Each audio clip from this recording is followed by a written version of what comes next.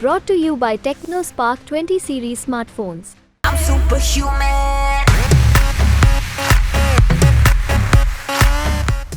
News तक इस वक्त पटना लोकसभा क्षेत्र में है, जहां से आप जानते हैं कि चुनाव कौन कौन लड़ रहा है। भाजपा से रविशंकर प्रसाद और कांग्रेस पार्टी की तरफ से अंशुल अभिजीत लड़ रहे हैं। चर्चा हो रही है दोनों ही नामों की। आज मीरा कुमार जी हमारे साथ हैं। इसी कड़ी में बहुत बहुत स्वागत है न्यूज़ तक पर आपका। बहुत धन्यवाद निधि, और मैं दर्शकों का अभिवादन करती हूँ। मीरा जी, सबसे पहले बताइए कि स्वास्थ्य एकदम ठीक है? मेरा स्वास्थ्य एकदम All good? ठीक है। हम तो रण क्षेत्र में हैं और एक योद्धा के रूप में हैं। कैंपेनिंग चल रही है, अपने बेटे के लिए भी आप लगातार कैंपेन कर रही हैं। क्या लोगों के बीच क्या बातचीत हो रही है अभी आपकी उनसे? लोगों से संपर्क हो रहा है, वो अपना दुख व्यक्त कर रहे हैं। बहुत दुखी हैं पटना के लोग, क्योंकि यहाँ के जो सांसद हैं वो बहुत दिन से आए ही नहीं, जब से जीत के गए नहीं आए। और बहुत सारे वायदे उन्होंने किए थे, जिस वायदे के आधार पर यहाँ लोगों ने उन्हें चुना, वो वायदे भी सब हवा में उड़ गए। तो वो लोग बहुत ठगा हुआ महसूस कर रहे हैं। एंटी इनकम्बेंसी है क्या उनके खिलाफ, रविशंकर प्रसाद के खिलाफ? वो तो है ही है, एंटी इनकम्बेंसी तो है ही है, क्योंकि जिम्मेदारी होती है। जो प्रतिनिधि चुने जाते हैं उनकी जिम्मेदारी होती है कि वो यहाँ के लोगों की देखभाल करें, वहाँ यहाँ के लोगों के सुख दुख में साथ रहें, और उन्होंने अपनी ये जिम्मेदारी नहीं निभाई, तो एंटी इनकम्बेंसी तो हो गई है। लेकिन रविशंकर प्रसाद के खिलाफ है, या हमने देखा प्रधानमंत्री मोदी रोड शो कर रहे थे उनके पक्ष में, उनके समर्थन के लिए रोड शो कर रहे थे। आपको लगता है उस चेहरे के खिलाफ भी कोई एंटी इनकम्बेंसी है क्या, या सिर्फ रविशंकर प्रसाद के खिलाफ है यहाँ पर? देखिए, बहुत दुख के साथ मुझे कहना पड़ रहा है ये कि देश के प्रधानमंत्री को यहाँ पटना शहर के गली गली में आकर घूमना पड़ रहा है। ऐसा कभी किसी प्रधानमंत्री को मजबूर नहीं होना पड़ा था। पटना क्यों आए हैं वो? उन्होंने वायदे किए थे 10 साल पहले कि 15 लाख रुपए हर एक के खाते में जमा हो जाएंगे, और हमारे जो लोग हैं या झुग्गी झोपड़ी में रहते हैं, गरीब बस्तियों में रहते हैं, उन्होंने सोचा कि 15 लाख मिल जाएगा, उसका ब्याज आएगा तो वो और भी बढ़ जाएगा, तो हम बहुत से हमारे रुके हुए काम हैं वो हम कर देंगे। तो वो निराश हो गए हैं। और हमारे जो नौजवान हैं, उस समय 10 साल पहले 18 बरस के थे, अब 28 के हो गए हैं, वो भी इस उम्मीद में थे कि हमें नौकरी मिलेगी, क्योंकि वायदा था कि हर साल 2 करोड़ नौकरी मिलेगी। अब तक 20 करोड़ को नौकरी मिल जानी चाहिए थी। तो सब लग रहा है उनको कि हमारे साथ ऐसा छलावा क्यों किया गया। तो इसीलिए यहाँ पर मोदी जी को फिर से आना पड़ा। इस दफ़ा उन्होंने कोई वायदा ही नहीं किया, और ना तो ये वायदा किया कि हम महंगाई कम कर देंगे, महंगाई आकाश छू रही है, ना ये वायदा किया कि हम रोज़गार देंगे, सड़क पर बेरोज़गार बच्चे घूम रहे हैं, कोई वायदा ही नहीं किया। रोजगार से जुड़े वायदे की आपने बात की, वो वायदा कांग्रेस पार्टी ने ज़रूर किया अपने मैनिफेस्टो में। हमने तो वायदे किए हैं, हमने गारंटी दी है, और हमने न्याय की बात की है, आर्थिक न्याय की बात की है, सामाजिक न्याय की बात की है। मुझे खुशी हो रही है आपको बताते हुए कि हमने महिला के सम्मान की बात की है। तो हमने तो ये सब किया है और करते रहे हैं। हमने ये गारंटी जब कर्नाटक में चुनाव हो रहा था तब दी थी, और सारा देश जानता है कि जैसे ही हम चुनाव जीते हमने ये गारंटी पूरी करनी शुरू कर दी। तो ये मोदी की गारंटी को टक्कर दे रही है कांग्रेस की जो रोजगार वाली गारंटी है, अग्निपथ वाली गारंटी है, या और जो वहाँ बिंदु जो दिए गए हैं? देखिए, गारंटी को तो हम टक्कर दे ही रहे हैं, मगर हम बीजेपी के विचारधारा को टक्कर दे रहे हैं। हम सबको साथ लेकर चलने की बात कर रहे हैं, हम सब के बीच में प्यार मोहब्बत की बात कर रहे हैं, नफ़रत नहीं फैलाने की बात कर रहे हैं। तो ये विचारधारा की लड़ाई है। आपको लगता है कि क्या दूसरा पक्ष जो है या जो सत्ता में है वो नफरत फैला रहे हैं, ऐसा लगता है आपको? देखिए, लोगों के बीच में उनके धर्म का नाम लेकर के और बातें कहना, मैं समझती हूँ ये उचित नहीं होता है, क्यों हमारा देश बहुधर्मी देश है। यहाँ बहुत से धर्म सदियों से फल फूल रहे हैं और भाईचारे के वातावरण में रह रहे हैं, तो अब उनमें ये भावना लाना उचित नहीं है। ये जो आपने बात कही उसी में से मैं सवाल कह रही हूँ कि प्रधानमंत्री मोदी ने हाल ही में घुसपैठिया शब्द का इस्तेमाल किया या मंगलसूत्र की बात कही, मनमोहन सिंह, डॉक्टर मनमोहन सिंह का वहाँ पर नाम आया, उस पूरे बयान पर आपकी क्या टिप्पणी है? देखिए, प्रधानमंत्री का जब बयान आता है ना, तो शब्दों के चयन और उसके भाव, उसकी अभिव्यक्ति सब हम अपेक्षा रखते हैं कि वो बहुत उच्च स्तर की होनी चाहिए। जब वो उच्च स्तर की नहीं रहती है, उसमें गिरावट आ जाती है, तो हमें निराशा होती है। लेकिन 10 साल का आपने भी देखा प्रधानमंत्री मोदी का कामकाज, सरकार का कामकाज, कितने मार्क्स आप देंगे 10 में से? कितने मार्क्स आप देंगे 10 में से? काम किया क्या, थोड़ा भी नहीं किया जो वादा किया था? बड़ा सा शून्य देंगे। 1 मार्क भी नहीं देंगे? नहीं, बिल्कुल नहीं। वो तो इस बार दावा कर रहे हैं कि 400 पार होने वाला है। वादा शुरू भी किया था इन्होंने, जब उन्होंने ये सब सर्वे करवाया होगा तो उस समय उनको लगा कि ऐसा हो जाएगा, मगर 2-4 चरण के जब चुनाव हो गए हैं और वो आंकड़े जो आए हैं सामने, तब से वो ये बात नहीं कहते, चुप हो गए हैं। अच्छा, एक कास्ट सेंसस को लेकर कांग्रेस पार्टी की तरफ से लगातार कहा जा रहा है, राहुल गांधी भी जहाँ जा रहे हैं कास्ट सेंसस की बात कर रहे हैं। जहाँ तक मुझे याद है आपने काफ़ी साल पहले कहा था कि आप उसके पक्ष में नहीं हैं। मैंने कभी ऐसा नहीं कहा कि मैं किसी के पक्ष में नहीं हूँ। मैं उस समय स्पीकर थी और हमारा जो हाउस है वो उसमें 2 पक्ष हो गए थे स्पष्ट, और मैंने कहा था कि मैं स्पीकर हूँ और मेरा कर्तव्य है कि मैं निष्पक्ष रहूं इस पर, इसलिए मैं अब इस पर कोई राय नहीं दूंगी। अच्छा, विपक्षी नेता जहाँ जहाँ रैलीज हो रही हैं, चुनावी बातें हो रही हैं, वहाँ जाकर ये कह रहे हैं कि भाजपा जो है वो सत्ता में आई तो संविधान बदल देगी, आरक्षण खत्म कर देगी। उधर अमित शाह हैं या भाजपा के जो लोग हैं वो कह रहे हैं कि अगर ऐसा करना होता, हमारे पास तो 10 साल थे, हम तब कर देते ऐसा। तो उन्होंने कर ही दिया है। अच्छा, ये तो सामने कह रहे हैं कि हम नहीं करेंगे और पीछे पीछे कर रहे हैं।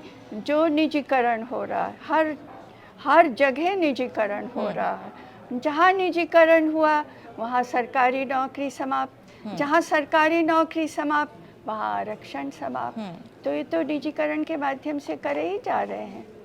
और हमने हाल ही में ये भी देखा कि देश भर में विपक्षी नेता ये आरोप लगा रहे हैं, गिरफ्तारियां हो रही हैं, एक्शन भी हो रहे हैं विपक्षी नेताओं पर, उसे सरकारी एजेंसियों का दुरुपयोग बताया जा रहा है। हाल में अरविंद केजरीवाल की गिरफ्तारी हुई, कुछ दिनों के लिए वो इंटरिम बेल पर बाहर आए हैं, आप उस पर क्या कहेंगे? हाँ, ये तो मैं कहूँगी कि इसके पीछे प्रतिशोध की भावना है, और जिस ढंग से ये एजेंसियाँ काम कर रही हैं या इन पर दबाव डाला जा रहा है करने के लिए, वैसा कभी हुआ नहीं। राजनीति में ऐसा हुआ नहीं।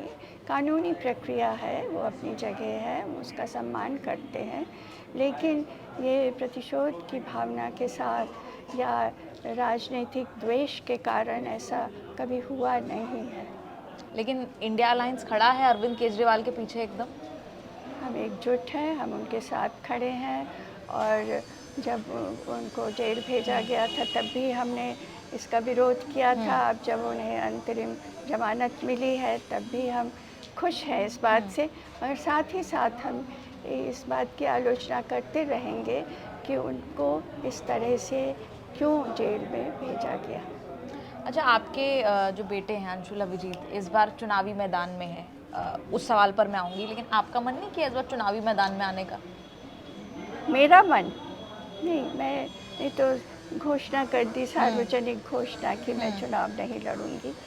राजनीति में रह कर के जो भी सेवा मुझसे हो सकती है मैं करूंगी, लेकिन चुनावी राजनीति नहीं करूंगी। लेकिन आपकी चुनावी राजनीति की ऐसी कौन सी सीख है जो आप अंशुल जी को भी दे रही हैं?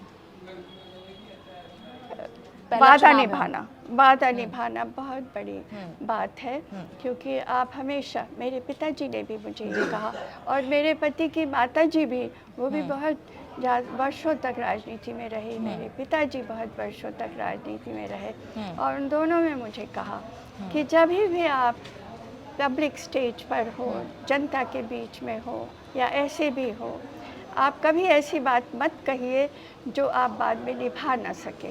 जो आप निभा सकते हैं, जो आपका सामर्थ्य है, वो आप कहिए और उसको निभाइए। अच्छा, इसके पहले जब आप अभी पार्टी के कार्यकर्ताओं का संबोधन कर रही थी, लोगों का संबोधन कर रही थी, आप कह रही थी बार बार कि करारा जवाब मिलेगा इस बार। सिर्फ यहाँ से कह रही हैं या देश भर में आप कह रहे हैं कि करारा जवाब मिलेगा? मैं तो देश भर की बात कर रही हूँ कि करारा जवाब मिलेगा, क्योंकि मैं यहाँ के जिला के सब कार्यकर्ता और नेता इकट्ठा थे तो मैं यहाँ की बात कर रही थी, लेकिन ऐसे जब मैं आपसे बात कर रही हूँ तो मैं देश भर के लिए कह रही हूँ। लेकिन लोग ये भी जानना चाहते हैं कि मीरा जी, कि आपने वो संसद वाले दिनों को मिस कर रही हैं? बहुत बहुत पसंद किया जाता था। नहीं, वो दिन बहुत अच्छे थे, बहुत सुहाने थे। और मिस क्या करेंगे, हमें हमेशा याद रहेंगे वो दिन, हमारे जीवन के बहुत महत्वपूर्ण एक अध्याय के दिन थे। आपको भी याद है और लोगों को भी याद है, आपका अंदाज याद है, आपका जो सरल सहज एकदम अंदाज रहता है, आपकी बात करने का तरीका रहता है, वो लोग बहुत पसंद करते हैं। फिर पूछते हैं कि ऐसा तरीका जो है अपने में कैसे लाया जाए। मैं उनको धन्यवाद देती हूँ कि वो मेरे बारे में ऐसा सोचते हैं। लेकिन आगे, अभी आपने कहा कि लोकसभा चुनाव लड़ने का तो आपका मन नहीं था, आपने कहा कि मैं देश को सर्व करना चाहती हूँ जिस भी तरीके से। आगे का और क्या प्लान है आपका अपने लिए? मेरे लिए मेरे में तो एक ही प्लान है जिसकी वजह से मैं राजनीति में हूँ, कि सामाजिक न्याय की लड़ाई लड़ूँ। सामाजिक न्याय के लिए मैं जो भी कर सकती हूँ, जो भी कितनी भी कुर्बानी देकर करना पड़े वो करूँगी। और मैंने अपने पुत्र को भी कहा है, और मुझे खुशी है, मुझे गर्व है कि मेरे पुत्र ने उसको स्वीकार किया कि वो भी सामाजिक न्याय की लड़ाई को सर्वोपरि रखेंगे। कितने मार्जिन से फिर जीतेंगे इस बार? बहुत बड़ी मार्जिन से।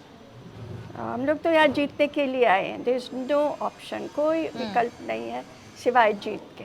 जीत हासिल करेंगे, और पूरे देश में भी कांग्रेस का और महागठबंधन का हमारे लिए इस खुशी की बात है कि हमारे साथ इतने सारे हमारे और पार्टी के लोग आए हैं, नेता आए हैं, कार्यकर्ता आए हैं। बहुत मजबूती है हम सब के बीच में, तो हम सब बहुत ज़्यादा भारी मतों से जीत कर आएंगे। अच्छा, एक सवाल ये भी कि Rahul Gandhi, Modi versus Rahul, national level पर इस चुनाव को ऐसा दर्शाया जा रहा है, कितनी टक्कर राहुल गांधी दे पा रहे हैं? क्योंकि भले ही एक ऑफिशियल चेहरा जो है अनाउंस ना हुआ हो, लेकिन लोग कहीं ना कहीं राहुल गांधी को ही मान रहे हैं कि वही लीड कर रहे हैं इस पूरे इंडिया अलायंस को। मजबूती दिख रही है आपको राहुल गांधी में? देखिए, राहुल गांधी ने एक अद्भुत कार्य किया है। वो कन्याकुमारी से कश्मीर तक चले गए, पैदल चले गए और निरंतर चलते रहे। फिर उसके बाद उन्होंने जो हमारे नॉर्थ ईस्ट के प्रांत हैं वहाँ से लेकर गुजरात तक यात्रा की। तो पूरे भारतवर्ष की यात्रा इस प्रकार कभी किसी ने की नहीं। और पूरी यात्रा में वो जो हमारे साधारण से भी साधारण लोग हैं, जो एकदम धरातल से जुड़े हुए लोग हैं, उनसे वो मिलते रहे, उनसे बातचीत करते रहे, उनसे एक स्थापित हुआ उनका और उनके बीच का एक रिश्ता। तो ये ऐसा व्यक्तित्व उनका उभर कर आया है, और ठीक ही बात है, वो टक्कर दे रहे हैं, मोदी जी को टक्कर दे रहे हैं, हालांकि वो विजेता बनकर उभरेंगे। अच्छा, इस बार रायबरेली से चुनाव लड़ रहे हैं, अमेठी से नहीं लड़ रहे। रायबरेली और वायनाड से, उसका भी बहुत विरोध हुआ कि क्यों अमेठी से चुनाव नहीं लड़ रहे। ये देखिए, ये तो जो कैंडिडेट हैं उनका भी कभी कभी मन करता है, उनके भी कुछ निर्णय होते हैं कि हम कहाँ से चुनाव लड़ें। तो उन्होंने ये निर्णय लिया, इस पर प्रश्न करने की क्या बात है। और दूसरी तरफ प्रियंका गांधी की भी चर्चा जोरदार चल रही थी कि वो कहाँ से चुनाव लड़ेंगी, लेकिन चुनाव नहीं लड़ने का फैसला लिया। कई लोग चाह रहे थे कि लड़े वो चुनाव, महिला हैं, महिला नेता के तौर पर उभरी हैं इतने सालों में। वो तो बहुत अच्छा कर रही हैं, इतना अच्छा बोलती हैं वो, और ऐसे ऐसे प्रश्नों जो सवाल उठते हैं, बातें की जाती है, उनका ऐसा जवाब देती है, बहुत अच्छा बोल रही हैं। और फिर मैं कहूँगी ये तो निजी निर्णय होता है कि चुनाव लड़ें और कहाँ से लड़ें। अंत में बस वो जो आपका बैठ जाइए वाला अंदाज है, याद आता है आपको अभी भी, जो लोग पसंद करते थे बड़ा? हाँ, वैसे बहुत वीडियो वायरल होती थी आपकी। हाँ, हम तो कहते थे बैठ जाइए, इस दफ़ा हम रविशंकर जी को कहेंगे कि बैठ जाइए। बैठ जाइए। उनको कह दें। सत्ता की गद्दी पे कौन बैठ रहा है? सत्ता की गद्दी पर तो जो इंडिया अलायंस है वही आ रही है। वही आ रहे हैं। बहुत बहुत शुक्रिया मीरा जी हमसे बात करने के लिए। तो कांग्रेस की वरिष्ठ नेता और पूर्व लोकसभा स्पीकर मीरा कुमार जी हमारे साथ यहाँ पर मौजूद थी। बहुत अच्छी बातचीत रही और बहुत अच्छा भी लगा, पर्सनल लेवल पर बहुत अच्छा लगा आपसे बात करके। बहुत बहुत शुक्रिया। आपको ये वीडियो कैसी लगी कमेंट्स में लिखकर अपनी राय ज़रूर दें। कैमरा पर्सन कोयल के साथ निधि तनेजा, न्यूज़ तक, पटना साहिब।